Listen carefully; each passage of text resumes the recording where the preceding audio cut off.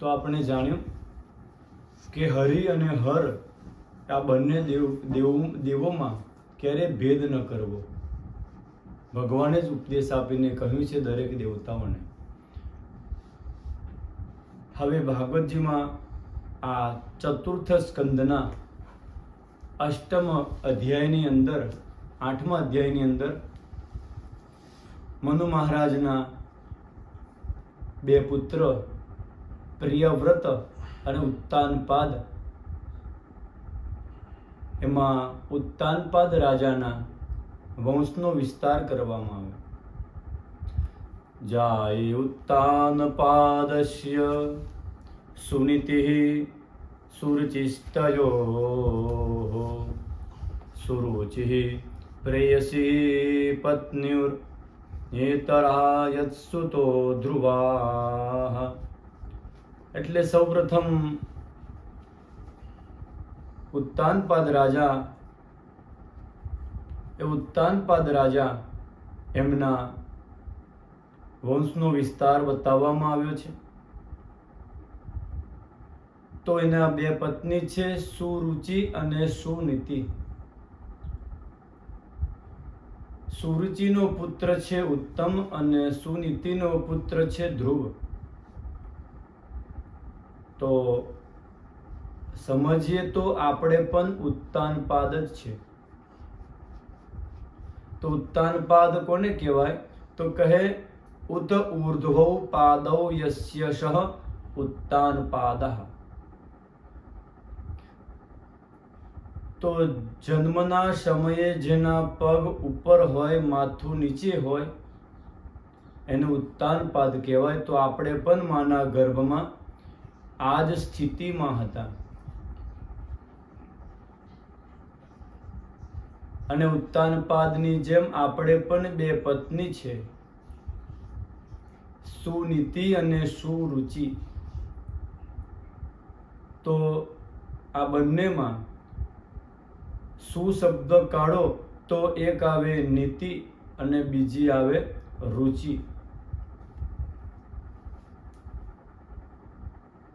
તો સુનીતિ એટલે નીતિ પ્રમાણે જીવન યાપન કરવું, શાસ્ત્ર અનુસાર જીવન જીવવું.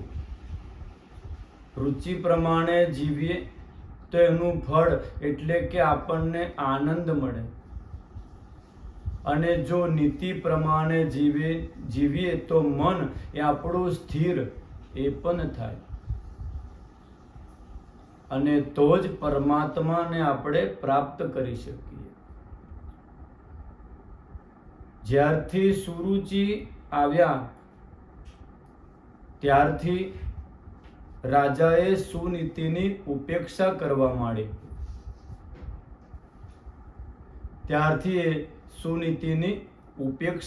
માંડી. એટલે કે રુચિ આવી એની સાથે જ નીતિની ઉપેક્ષા થઈ. અને શું થાય? તો ઈચ્છા પ્રમાણે ન મળે, ઈચ્છા પ્રમાણે જો કામ ન થાય તો શું થાય? ક્રોધ આવે. કામાત ક્રોધો બીજાયતે. કામનાની અપૂર્ણતામાં જ ક્રોધ ઉત્પન્ન થાય. કેમ કે આપણને રુચિ એ વધારે ગમે છે. અને રુચિની પૂર્ણતામાં નીતિ એ અડચણ ઊભી કરે છે. નીતિ કહે છે કે આવું જીવનમાં ન કરો, અને રુચિ કહે છે કે આવું કરવામાં કોઈ વાંધો નથી. નીતિની ઉપેક્ષા કરીએ છીએ. તો સુનીતિનો પુત્ર ધ્રુવ, જેને પોતે પરમાત્માને પ્રાપ્ત કર્યા, એના પ્રભાવથી એની માતાને પણ પરમાત્માની પ્રાપ્તિ થઈ. અને સુરુચિનો પુત્ર છે ઉત્તમ, જે યક્ષોના હાથે માર્યો ગયો, એનું મૃત્યુ થયું. અને એની પાછળ એની માતા એ પણ બળી મર્યા. તો નીતિ પ્રમાણે ચાલીએ તો ધ્રુવપદની પ્રાપ્તિ થાય. ગીતાજી પ્રમાણે એ જ કામ કરો જે પ્રારંભમાં અઘરું લાગે છે પણ પરિણામ એનું સારું મળે છે. જે શરૂઆતમાં સારું લાગે એનું પરિણામ બરાબર ના હોય એ કામ એ ક્યારેય ન કરવું. માટે નીતિ અને શાસ્ત્ર પ્રમાણે જ કર્મ કરવું. આ ધર્મશાસ્ત્ર આપણા માર્ગદર્શક છે.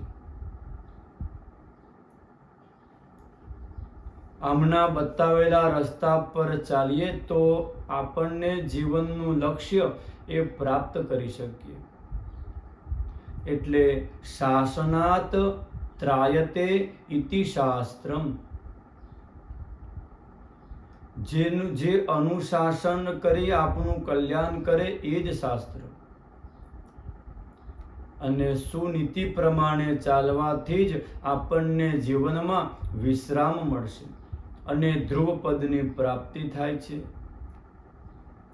ઉત્તાનપાદથી આ જ ભૂલ થઈ ગઈ કે સુનીતિને કાઢી અને સુરુચિને અપનાવી. આપણા જીવનમાં પણ આ જ ભૂલ થાય છે. ધ્રુવજી એકવાર પોતાની માતા સુનીતિને પૂછે છે કે માં, મારા પિતાજી મને ક્યારે મળશે? મને ક્યારે મળવા પણ આવતા નથી.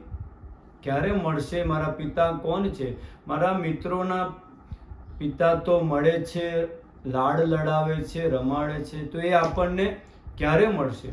મને માતા શું જવાબ આપે? આ પતિ છે તે છતાં એમના સુખથી વંચિત છે સુનીતિ. તો ધ્રુવજીને થોડું આમ તેમ વાતો કરી સમજાવે છે અને આખી વાત ભૂલાવી દે.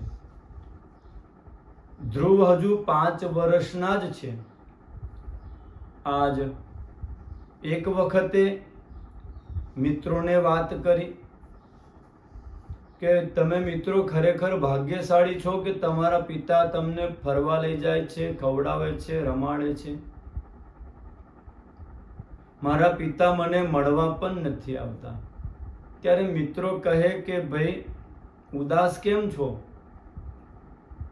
અમારાથી ભાગ્યશાળી તો તમે છો, કારણ કે તમારા પિતા તો ચક્રવર્તી સમ્રાટ છે, મહારાજ ઉત્તાનપાદ. ઉત્તાનપાદ, હા જે ઉત્તાનપાદ રાજા છે ને એ જ તમારા પિતાજી છે.